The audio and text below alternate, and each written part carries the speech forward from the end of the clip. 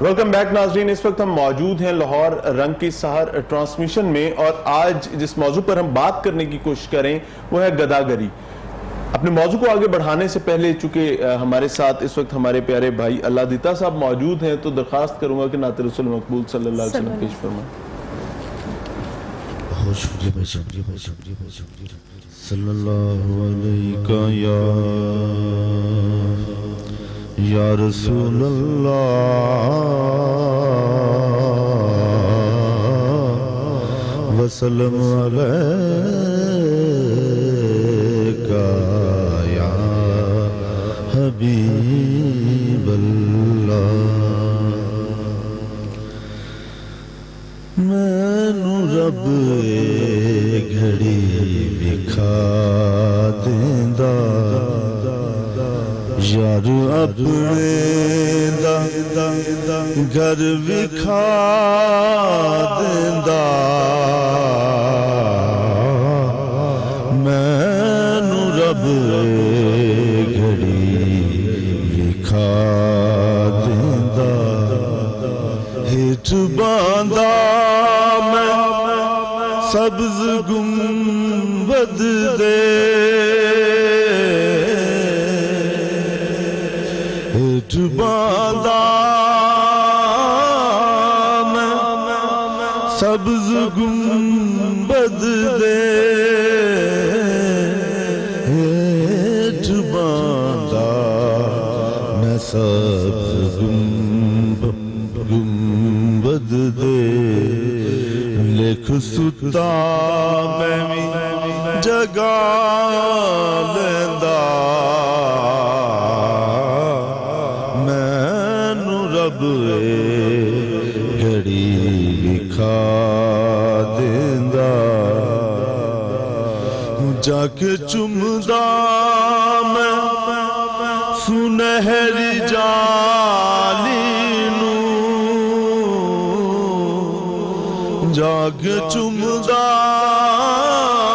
میں سنہری جالی نوں،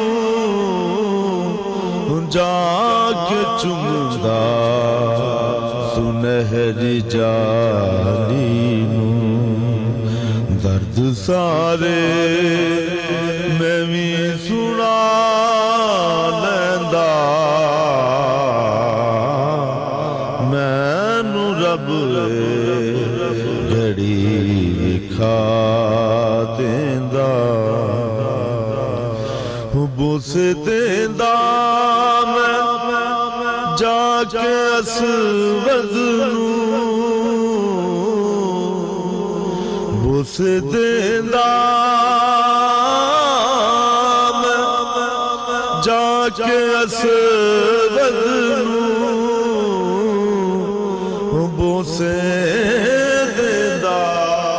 جزاک اللہ خیر۔ بہت خوبصورت انداز میں کلام پیش کر رہے تھے اسامہ بھائی۔ موضوع کی طرف آتے ہیں۔ ایک سچویشن یہ ہوتی ہے جو کہ بہت بڑی تعداد میں ہے۔ نارملی ہمارے مذہبی مقامات کے حوالے سے ہم یہ تصور رکھتے ہیں اور یہ یقین رکھتے ہیں کہ یہ اللہ کے گھر ہوا کرتے ہیں اور یہاں سے خیر ملا کرتی ہے، لیکن پرابلم یہ ہوتا ہے کہ آپ پچھلے اپنے 3 سال کا ایک میموری نکال کے دیکھیں، وہی چہرے جو مسجد کے باہر آپ کو جمعے سے نکلتے ہوئے 3 سال پہلے نظر آتے تھے، آج بھی وہی آتے ہیں یا ان کے ساتھ 1-2 کا اضافہ ہوا ہوگا۔ اگر آپ کسی خانقاہ پر چلے جاتے ہیں، کسی دربار پر چلے جاتے ہیں، تو بدقسمتی کے ساتھ وہاں پر اللہ پر توکل اس بات پہ کر کے بیٹھے ہوئے کہ ہمارا رزق خود یہاں پر چل کے آئے گا، لیکن ہم اس کے لیے کچھ نہیں کریں گے، ہم اس کے لیے صرف یہی کریں گے کہ ہم یہاں بیٹھے ہوئے ہیں۔ اس پر کیا کہنا چاہیں گے؟ توکل دیکھیے میاں صاحب، جس طرح میں نے پہلی گفتگو میں کہا کہ حضرت عمر فاروق رضی اللہ عنہ کے والے سے جب انہوں نے بندوں کو دیکھا، انہوں نے کہا کہ ہم تو متوکلین علی اللہ ہیں، کہ ہم تو اللہ پہ توکل کر کے بیٹھے ہوئے۔ انہوں نے جو بات عرض کی تھی، فرمایا تھا کہ آپ پہلے بیج ڈالو گے تو اللہ رب العزت رحمت فرمائے گا۔ اب ایک بندہ بیٹھا ہوا ہے، اور اگر وہ بیج ہی اس کو سمجھے کہ وہاں جا کے بیٹھنا ہی میں وہی عرض کر رہا ہوں کہ وہ جب وہ بندہ اس نے ٹھان لی اس بات کی کہ میں نے اللہ کی لعنت ہی جو ہے وہ کمانی ہے، اللہ کی جو ناراضگی ہے، اللہ کا غضب ہے، بظاہر تو پیسے کما رہا ہے لیکن اس کے پیچھے جو اللہ کا غضب ہے, اللہ کی ناراضگی ہے اور اللہ کا عذاب کی پکڑ جو ہے, آقا علیہ الصلوۃ والسلام نے یہی فرمایا تھا نا, آپ نے فرمایا کہ جو اپنی ضرورت سے زیادہ مانگ کے اکٹھا کرتا ہے وہ پیسے نہیں اکٹھے کر رہا, وہ دولت نہیں اکٹھی کر رہا, وہ جہنم کے آگ کے انگارے اکٹھے کر رہا ہے. تو یہ مسجدوں کے باہر جو پیشہ ور فقیر بیٹھے ہوئے ہیں یا خانقاہوں کے باہر یا آپ دوسرے سڑکوں کے اوپر دیکھ لیں, ان کا تو آسان ہدف یہ ہے کہ ایک مزدور جب وہ سارا دن کما کے وہ بیچارہ ساری دن اپنی محنت کر کے وہ 1000 یا 1500 کما رہا ہے, تو ان کی تو 10-10 ہزار روپے کی دیہڑی بن رہی ہے. ان کا دماغ پاگل ہے کہ وہ جناب محنت کر کے 1000-1500 کمائے. اب یہ ان کی وجہ یہ ہے کہ ان کو آسانی سے بیٹھ کر کھانے کی عادت پڑ چکی ہے. اس کے اندر مین فیکٹر جو ہے, میں بڑا قصور جو سمجھتا ہوں وہ ہم جیسے لوگوں کا ہے کہ جو دیکھتے ہیں اپنی آنکھوں سے کہ یہ لوگ مستحق بھی نہیں ہیں.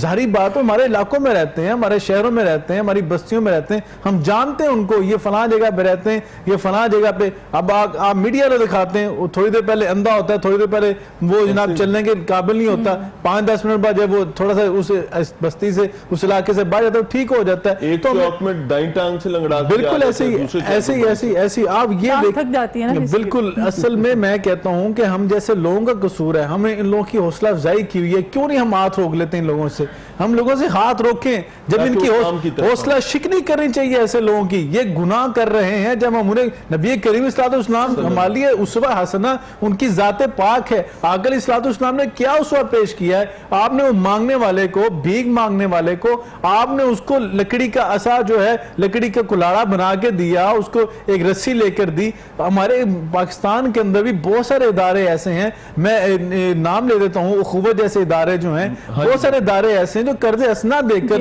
ان چھوٹے چھوٹے قرضے دے کر ان لوگوں کو سٹینڈ کرتے ہیں, ان کو شوق اور جذبہ پیدا کرتے ہیں کہ بھئی کاروبار کرو, بھائی تھوڑا کما لو, لیکن اس کے حلال کماؤ, آج تھوڑا کماؤ گے کل زیادہ کما کے اپنے بچوں میں لے کے جاؤ گے.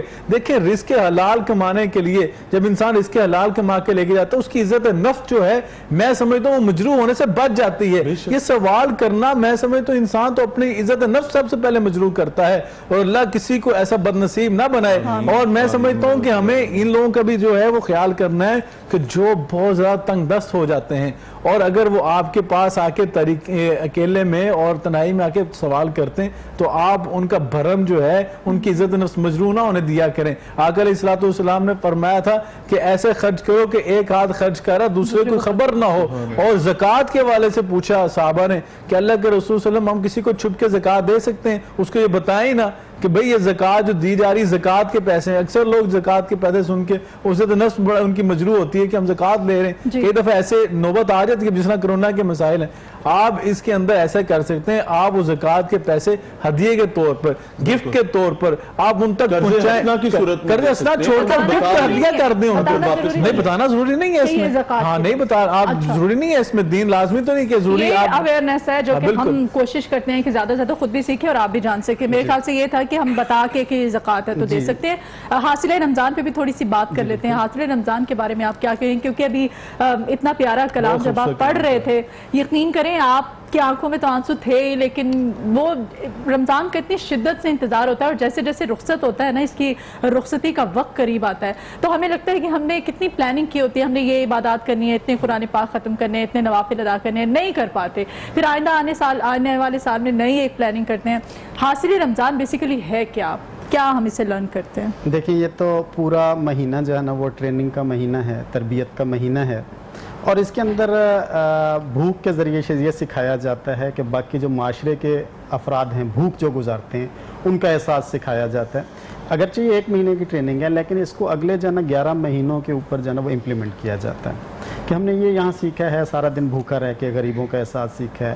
اچھا اس مہینے میں ہم نے اتنی زیادہ جو ہے نا وہ نیکیاں کر کے کئی گنا جو ہے نا بڑھا کے اگلے پورے سال کی ہم نے تیاری کی ہے. باقی بحیثیت انسان جو ہے نا وہ انسان کے اندر غلطیاں ہو بھی سکتی ہیں, رہ بھی جاتی ہیں, کچھ چیزیں کوتاہیاں ہوتی ہیں, اسی کے نتیجے اسی کے لیے اس کو کور کرنے کے لیے فطرانے کا نظام دیا ہے کہ اگر کوئی چیزیں رہ گئی ہیں تو آپ جو ہے نا وہ ان چیزوں کی کمی کو وہ فطرانہ پورا کر دیتا ہے, اور آپ جو ہے نا وہ ان اپنے روزوں کی کمی کو اس ذریعے سے وہ پورا کر دیں, اللہ جو ہے نا اس کو پورا کر دیتا ہے. تو پھر یہ ہے کہ اس رمضان کو جو گزر گیا ہے اس کو اللہ رب العزت سے دعا کرنی چاہیے کہ اللہ رب العزت جو ہے نا وہ ہمارے روزوں کو, ہماری ساری عبادات کو, ان چیزوں کو قبول کرے. اور اس سے بڑھ کے یہ کہ اگلے پورے سال جس طرح ہم اس مہینے شیطان سے بچے رہے, या बचने की कोशिश करते रहे, हम गाली से बचे, हम गीबत से बचे, हम झूठ बोलने से बचे, तो हम पूरा साल जो है ना वो इससे बचने की कोशिश कर रहे हैं। देखिए रब तो एक ही है। जो रब ये कहता है कि माह रमज़ान के अंदर झूठ ना बोलो, जो है गीबत ना करो, वही रब बाकी 11 महीने भी ये कहता है कि झूठ ना बोलो, गीबत ना करो। हमें ऐसा लगता है कि दो रब बना लिए हैं, एक रब जरा सख्त है जो माह रमज़ान के अंदर सख्ती करता है, दूसरा रब जरा नरम है 11 महीने वाला, वो जो है ना वो इग्नोर कर देगा। रब एक ही है, वही रब जो है ना वो माह रमज़ान के अंदर भी सख्ती कर रहा है, वही रब जो है ना वो बाकी 11 महीने के अंदर भी कर रहा है। तो गीबत से, इन सारे जराइम से जिनसे हम सुबह से लेके शाम तक बचते हैं और फिर जो है ना वो पूरे 29 या 30 दिन बचते हैं, मज़ा तो तब है कि उस पूरे रमज़ान को पूरी ज़िंदगी के अंदर जो है ना वो सीखने का जो हमने ज़रिया बनाया था उसको इम्प्लीमेंट कर दें। और जो है ना जब हम इम्प्लीमेंट करेंगे और हम इस उसमें कि माह रमज़ान में हम ये अच्छा काम कर रहे थे उसको आज भी करना है, ईद के बाद भी। होता क्या है कि जब वो चांद रात होती है तो हम सारी नेकियां जो है ना वो एक साइड पे रख के, वो कहते हैं ना दरिया में डाल, हम पता नहीं वो नेकियां किस खाते में डालते हैं, और शैतान जो आज़ाद हो जाता है उसके रास्ते के ऊपर। मगरिब की अज़ान के फौरन बाद, मगरिब की अज़ान के बाद, उसके बाद ईशा की नमाज में इतने लोग नहीं होते जो मगरिब की नमाज में थे, या उससे पिछली जो है ना वो ईशा की नमाज में थे, और फजर की नमाज में तो शायद एक सफ भी जो है ना वो पूरी नहीं होती। ईद का दिन होता है और जो है ना वो ईद के दिन ज़ोहर की नमाज के हालात मस्जिद में सबसे ज्यादा। आप ज़ोहर की बात कर रहे हैं, ईद वाले दिन जुमा भी आ जाए, ईद वाले दिन जो जुमा, उस वक्त भी लोग जो है ना जोहर के बराबर होते हैं, यानी जो है ना वो इस कदर लोग जो है ना उसको कर देते हैं। वो एक बड़ा जो है ना लतीफा सा है कि एक बंदा जो है ना नमाज नहीं पढ़ता था, तो उससे कहा भी नमाज पढ़ो तुम। उसने कहा जी मैं नमाज कैसे पढ़ूं, मैंने अपनी नमाजें उम्रा किया था मैंने, तो एक जो है ना वो 1 लाख नमाजों का सवाब है मस्जिद हराम में, तो मैं तो अगली पिछली नमाजें पूरी कर रहा हूँ, ठीक है, अब मैं कैसे जो है ना वो उसको कर। तो हमारे यहाँ ये होता है कि हमने अगले पिछले गुनाह माफ करवा दिए माह रमजान में, अब अगले साल देखी जाएगी। अल्लाह ताला पनाह अता फरमाए। उसामा भाई, रमजानुल मुबारक जा रहा है और ये मुकद्दस महीना पता नहीं अगले साल नसीब होगा कि नहीं होगा, पहले भी कलाम में भी जिक्र हुआ इस हवाले से, क्या पैगाम देना चाहेंगे? क्या अगले साल के रमजान के इंतजार में फिर बैठना है, या इस पूरे इन महीनों को या जो भी वक्त अल्लाह ताला उसको देता है उसको उसी इस्तकामत से गुजारना है? ये सब कुरान करीम में जो अल्लाह रब्बुल इज़्ज़त ने रोज़ों की फ़र्जियत का मकसद बयान किया है ना, कि कुतिबा अलैकुमुस सियामु कमा कुतिबा अलज़ीना मिन क़ब्लिकुम, तुम पे रोज़े फ़र्ज़ किए और तुमसे पहले कुम फ़र्ज़ किए, मकसद ये लअल्लकुम तत्तकून। अब इंसान फजर से लेके मगरिब तक सिर्फ भूखा प्यासा अल्लाह को मकसूद नहीं है कि मैंने भूखा प्यासा तुम्हें रखना है और जनाब तुमने सारा दिन भूख प्यास के बाद इफ्तारी टाइम खाने खा लेने तुम्हारा रोज़ा हो गया, नहीं। मकसद ये है कि जब फजर से लेकर मगरिब तक अल्लाह की हलाल की चीज़ों को अल्लाह के हुक्म से इंसान छोड़ सकता है, तो बाकी 11 माह में अल्लाह की जो हराम की हुई चीज़ें जो हैं, अल्लाह की जो बतलाई चीज़ें कि हराम है, शरीयत उनको हराम करार दे दिया, गलत करार दे दिया। अगर हम हलाल से रुक सकते हैं फजर से लेकर मगरिब तक, तो बाकी 11 माह में हम हराम चीज़ों से क्यों नहीं रुक सकते? अगर हम कोशिश करते हैं रोज़े में गीबत, चुगली, हसद, बुग़्ज़, कीना, मिलावट और जनाब पता नहीं क्या क्या गुनाह जो हम छोड़ देते हैं, तो क्या हम 12-11 माह में नहीं कर सकते? बाकी 11 माह में वही रब रहमान है जो रमज़ान के अंदर रब रहमान है। प्रोफेसर साहब ने जितनी खूबसूरत बात फरमाई। अब हासिल रमज़ान ये है कि हमने ट्रेनिंग हासिल करनी है। अगर हम रमज़ान के अंदर कुरान से लगाव रखते हैं तो कुरान जो है वो तो हमारे लिए पूरे साल के अंदर मुकम्मल ज़ाब्ता हयात पेश कर रहा है। हम सुबह उठ के मोबाइल में फेसबुक तो देखते हैं, एक बुक वो भी है जो 1400 साल पहले हम पे नाजिल की गई, जिसके अंदर पूरा ज़िंदगी गुजारने का उसलूब है। हम फिर मौलवी साहब को ढूंढते हैं, टेलीफोन पे टीवी के ऊपर इस्तिखारे पूछते फिरते हैं, जब कुरान के अंदर सारी चीज़ें मौजूद हैं, कुरान के अंदर हर चीज़ मौजूद है, तो अब जब कुरान पढ़ते नहीं है तर्जमे के साथ, देखें रमज़ान मुबारक में कुरान की तिलावत होती है, कुरान क्लासेस लगती हैं, तफसीर कुरान का दौरा होता है। मकसद ये होता है कि हमने जो तरावी में कुरान पढ़ा होता है, बड़ा अच्छा सिलसिला शुरू हो गया हुआ है कि आपने तरावी की नमाज के बाद उसकी थोड़ी सी तफसीर होती है, या सुबह अखबार के अंदर उसका पूरा तफसीर का खुलासा आ जाता है कि पता लगे इमाम साहब ने जो कुरान पढ़ा है उसके अंदर क्या बयान किया गया है। सिर्फ वो तोते की तरह रटना कुरान का मकसद नहीं है, तलावत का एक अपना अजर है, उसकी अपनी तासीर है, उसका अपना मुकाम है,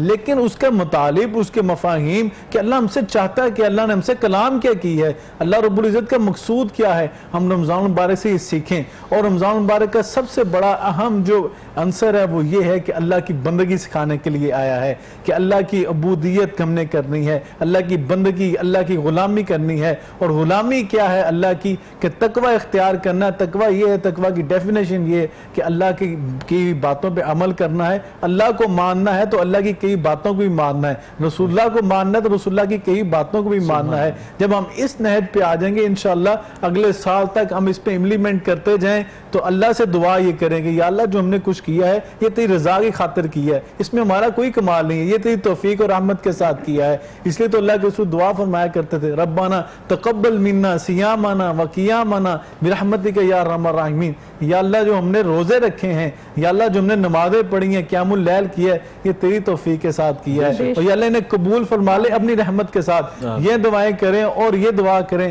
کہ اللہ ہم سب کو اگلے رمضان مبارک تک زندگی کی مہلت نصیب فرمائے. جو ہم سے غلطیاں کوتاہیاں ہو گئی ہیں ہم ان سے سیکھیں, یہ ہماری زندگی کمی رہ گی, اگلے سال انشاءاللہ اس کو مزید پورا کریں گے. اللہ ہمیں اس کی توفیق عطا فرمائے. مطلب ہمیں اچھے کی پلاننگ کرنی چاہیے اور اچھے کی امید کرنی چاہیے, اپنے روٹین کا حصہ بنانا چاہیے. یہاں پر ایک بریک لیتے ہیں, ٹرانسمیشن میں بریک کے بعد دوبارہ حاضر ہوتے ہیں, آپ ہمارے ساتھ رہیں.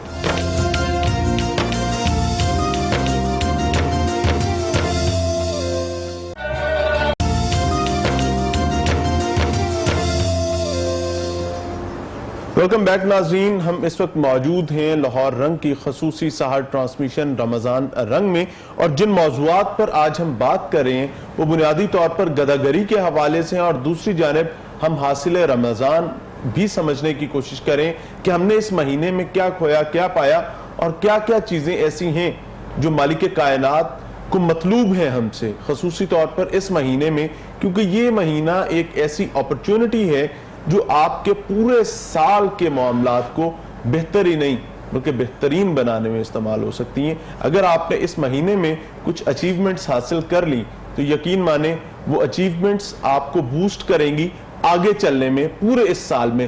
اسامہ بھائی, چونکہ ہم گداگری پر بھی بات کر رہے تھے اور رمضان کے حوالے سے بھی, اور ہم نے کیا کھویا کیا پایا سمجھنے کی کوشش کر رہے تھے, ایک سوال ضرور کرنا چاہوں گا کہ بہت ساری ایسی فیملیز ہیں جن کے خامند کچھ نہیں کرتے, بالخصوص اس مہینے میں بھی, رمضان المبارک کے مقدس مہینے میں بھی سچویشن یہ ہے کہ یا تو وہ کوئی نشہ کریں گے, یا وہ بیویوں کو مارے پیٹیں گے کہ جاؤ کچھ کما کے لاؤ. اور اب بھی کرونا کرائسس میں راشن کی لائنوں میں عورت ہونے کی وجہ سے انہی کو لگنا ہے. اللہ, کیا کہیں گے اس سچویشن میں, اور خاص طور پہ ایسے مردوں کے لیے؟ یہ سب بڑا المیہ ہے, کیونکہ قرآن کریم میں جو الرجال قوامون علی النساء جو قرآن کریم نے کہا کہ ہم نے مردوں کو حاوی کیا خواتین پہ, اس کی وجہ آگے بیان فرمائی اسی آیت میں. کہا کہ نان و نفقہ گھر چلانے کا وہ مردوں کے ذمہ لگایا گیا. اللہ نے ان کو مال و دولت دیا ہے, ان کو روپیہ پیسہ دیا ہے اس لیے کہ یہ اپنے گھر والوں کے اوپر خرچ کریں, جو اللہ نے ان کے اوپر فضل کیا ہے روپیہ پیسے کے والے سے. تو یہ خرچ کرنا مرد کی ذمہ داری ہے, گھر کے معاملات کو چلانا. پہلی تو بات یہ ہے کہ جو مرد بظاہر اس وجہ سے گھر بیٹھ جاتے ہیں کہ میری عورت کما کے لائے, میں سمجھتا ہوں اس سے زیادہ عجیب اور اس سے زیادہ علمی کی بات اور نہیں ہو سکتی. ایک اور چیز ہے کہ آپ دیکھیں ایک مرد بھی کما رہا ہے, ایک عورت بھی کما رہی ہے, وہ ایک الگ سچویشن ہے کہ آج کے دور میں مہنگائی کی صورتحال اتنی ہو چکی ہے کہ ہماری بعض خواتین کو اچھی جابز کرنی پڑتی ہیں. بہت اچھی جابز ہمارے معاشرے میں موجود ہیں جو عورت اپنا تقدس کا خیال رکھتے ہوئے کر سکتی ہے, دین نے اس کی اجازت دی ہوئی ہے, وہ کرنا الگ بات ہے. لیکن آپ ایک عورت کو بظاہر اس لیے آگے رکھ لیں ڈھال کے طور پہ کہ یہ اچھا کما کے لا سکتی ہے, میں گھر بیٹھتا ہوں, یہ لوگوں گھروں میں کام کرے, صفائی کر کے لائے, یہ لوگوں گھروں میں جھاڑو دے کر آئے, ان کے کپڑے دھو کر آئے, یہ جناب لائنوں میں لگ کے خاتون ہو کے کیونکہ راشن اکٹھی کر سکتی ہے, لوگ جو ہے ترس کھاتے ہیں, عورت ذات ہے تو اس کو دے دیں. میں سمجھتا ہوں کہ اس سے بڑھ کے ذلت کی اور رسوائی کی بات اور کوئی نہیں ہو سکتی, کیونکہ دین ہے تو ذمہ داری لگائی تھی مرد کی.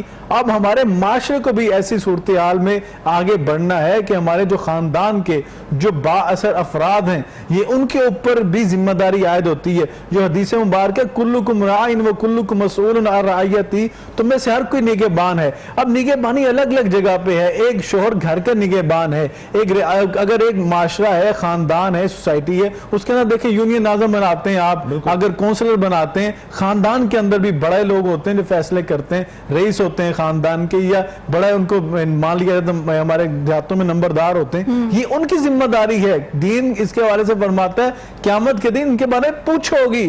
ریاست کی تو بات پھر اوپر چلی جاتی ہے، حکمران طبقہ تو پھر اوپر کی بات ہے، لیکن جب ہماری آنکھوں کے سامنے ہے کہ ہمارے خاندان میں سیاسی خواتین کو باہر نکلنا پڑتا ہے تو کہاں ہے وہ مرد، کہاں ہے اس خاندان کے بڑے جو اپنی آنکھوں سے یہ دیکھتے ہیں؟ وہ سمجھتے ہیں کہ جناب ہم نے صرف نظر کر دیا اور ہم سے اس کا پوچھا نہیں جائے گا، یہ ہماری فیملی کی خاتون نہیں ہے. نہیں، اگر آپ کی زیر سایہ وہ عورت رہ رہی ہے، آپ کی گلی محلے میں وہ رہ رہی ہے، اگر آپ کونسلر ہیں، آپ کو اللہ نے استطاعت دی ہے، اگر اللہ نے آپ کو سلطہ حکمرانی دی ہے تو آپ سے پوچھا جائے گا. آپ نے اس کے مرد کے اوپر ذمہ داری عائد کرنی، اس کو نکالیں گھر سے، اس کو اس کی چیز کا پابند بنائیں، جاب کما کے لاؤ. خاتون کی ذمہ داری نہیں کمانا. کہیں نہ کہیں یہاں پر عورت جو ہے وہ بھی اس کی ذمہ دار ہوتی ہے، کیونکہ ہمارے گھر میں بھی ایک ایسا کیس ہے کہ عورت آتی ہے، بیچاری بیمار بھی ہے اور اس کی مطلب بظاہر دیکھنے میں بھی ٹھیک نہیں ہے.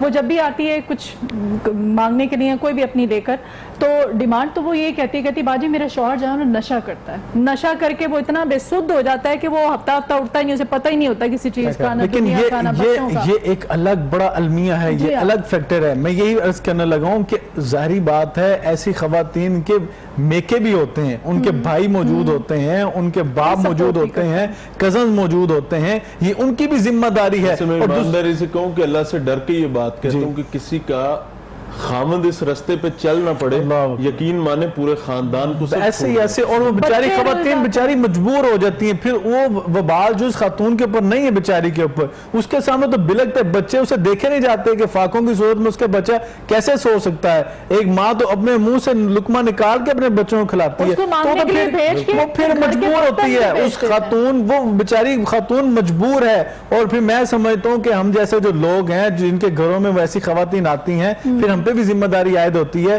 کہ اگر ہم دوسرے لوگوں کے اوپر خرچ کرتے ہیں خاص طور پہ اس پہ نظر رکھیں. ہم دوسرے لوگوں کو دینے کے بجائے جن کو ہم جانتے بھی نہیں ہیں، ایک چیز ہمارے سامنے موجود ہے، اگر اللہ نے ہمیں استطاعت دی ہے تو ہم سب سے پہلے اس کا حصہ رکھیں، پریورٹی بنائیں. عمران بھائی آپ کی طرف آؤں گا، اسی چیز کو اسی سچویشن کو لے کر آنا چاہوں گا.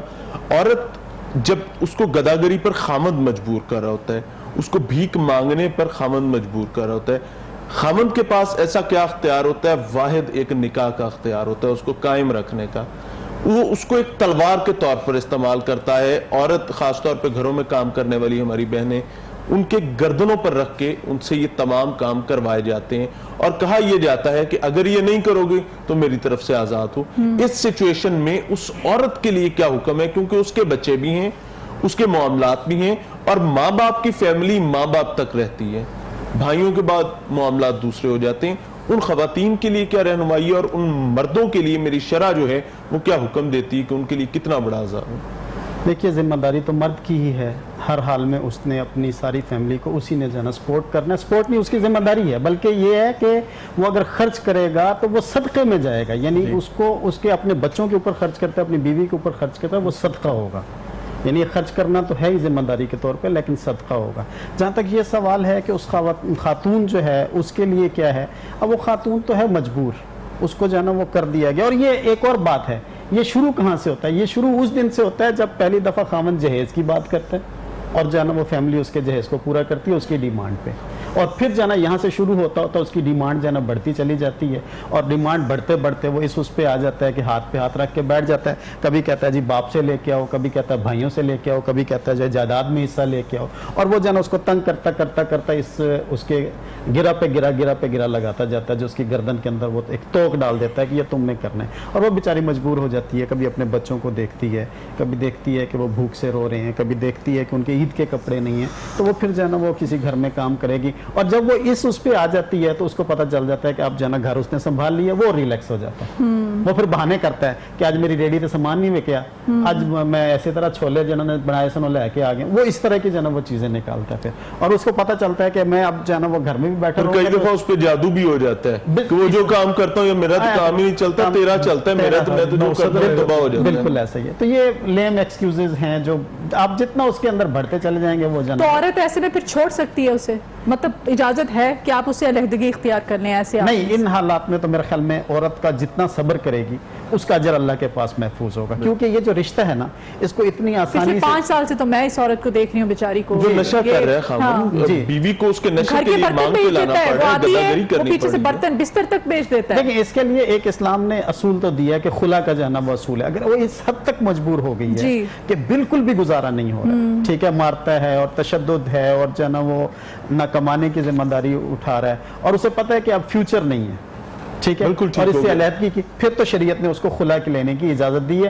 اس کے لیے بھی پھر جانا وہ یا تو اس کو سمجھانے کی کوشش کی جائے گی خامند کو, یا جو ہے نا اس سے کہا جائے گا, آخری پھر حل جانا وہ خلا. بالکل, یعنی کہ شرع تو عورت کو اتنا بااختیار کرتی ہے کہ اگر عورت کو اپنے خامند کی شکل و صورت کے ساتھ نفرت ہونے لگے کسی وجہ سے تو عورت آزاد ہے اس معاملے میں کہ وہ خلا لے سکتی ہے. لیکن چونکہ آج ہمارا موضوع گداگری کے حوالے سے تھا اور ہم حاصل رمضان سمجھ رہے تھے, تو یہ موضوعات بہت ضروری تھے, ان پر بات کرنا بہت ضروری تھا. اسامہ بھائی درخواست کروں گا کہ دعا فرما دیجئے کہ اللہ تعالیٰ ہمیں اپنی عافیت میں رکھے اور ان شرور سے پناہ عطا فرمائے. الحمدللہ رب العالمین والصلاة والسلام علی سید المرسلین وعلی آلہ وصحبہ اجمعین. ربنا ظلمنا انفسنا وان لم تغفر لنا وترحمنا لنكونن من الخاسرین. ربنا تقبل منا صیامنا وقیامنا برحمتک یا ارحم الراحمین. یا اللہ کریم, اس رمضان المبارک میں ہم سے جو ٹوٹی پھوٹی یا اللہ نیکیاں ہوئی ہیں, یا اللہ اپنی بارگاہ میں اپنی رحمت کے ساتھ ان کو قبول و منظور فرما لے. یا اللہ ہمارے دلوں سے ریاکاری کے جذبے کو یا اللہ ختم فرما دے. یا اللہ اس ٹرانسمیشن کو تیری رضا کی خاطر کیا ہے, تیرے دین کا پیغام, تیرے نبی کریم صلی اللہ علیہ وسلم کا پیغام عام عوام تک پہنچانے کی ادنا سی کوشش کی ہے. یا اللہ اس ادنا سی کوشش اور کاوش کو اپنی بارگاہ میں قبول و منظور فرما لے. یا اللہ کریم ہم سے جو کوتاہیاں غلطیاں سرزد ہو گئیں یا اللہ اپنی رحمت کے ساتھ معاف فرما دے. یا اللہ ہمیں ان بدنصیب بندوں میں نہ شمار فرمانا جن کے حق میں رمضان گواہی نہیں دے گا, بلکہ ہمیں ان خوش نصیب بندوں میں شامل فرما لے جن کے حق میں رمضان تیرے پاس آگے گواہی دے گا. یا اللہ کریم ہمیں آخری عشرے میں زیادہ سے زیادہ عبادات کرنے کی توفیق عطا فرما دے. یا اللہ اپنے قرآن کے ساتھ رشتہ مضبوط کرنے کی توفیق عطا فرما دے. یا اللہ ہمارے گھروں میں ایمان کا, قرآن کا ماحول یا اللہ پیدا فرما دے. یا اللہ ربنا حب لنا من ازواجنا وذریاتنا قرۃ اعین وجعلنا للمتقین اماما. یا اللہ ہماری اولادوں کو ہماری آنکھوں کی ٹھنڈک بنا دے. یا اللہ جو بے اولاد انہیں نیک صالح اولاد عطا فرما دے. یا اللہ جو تنگ دست ان کی تنگ دستی دور فرما دے. یا اللہ جو بیمار ہیں ان کی بیماری دور فرما دے. جو پریشان ان کی پریشانیاں دور فرما دے. یا اللہ جو قرضدار ہیں ان کے قرضے اتار دے. یا اللہ جو کرونا کی وجہ سے بے روزگار ہو چکے, یا اللہ اپنے غیب کے خزانوں سے ان کی مدد فرما دے. یا اللہ عالم اسلام کی مدد فرما دے. یا اللہ جہاں جہاں پہ مظلوم مسلمان ستائے جا رہے ہیں یا اللہ ان کی نصرت اور مدد فرما دے. یا اللہ کشمیر کے مسلمانوں پر اپنا خاص فضل نازل فرما دے. یا اللہ پاکستان کی حفاظت فرما, اندرونی بیرونی شر پسندوں کے شر سے محفوظ فرما. یا اللہ تیرے دیے ہاتھے آگے پھیلا کے عرض کر رہے ہیں زندگی میں اپنی ذات کے سوا کسی کا محتاج نہ فرمانا. ربنا آتنا فی الدنیا حسنہ وفی الآخرۃ حسنۃ وقنا عذاب النار. وصلی اللہ تعالی علی خیر خلقہ محمد وعلی آلہ وصحبہ واہل بیتہ اجمعین برحمتک یا ارحم الراحمین.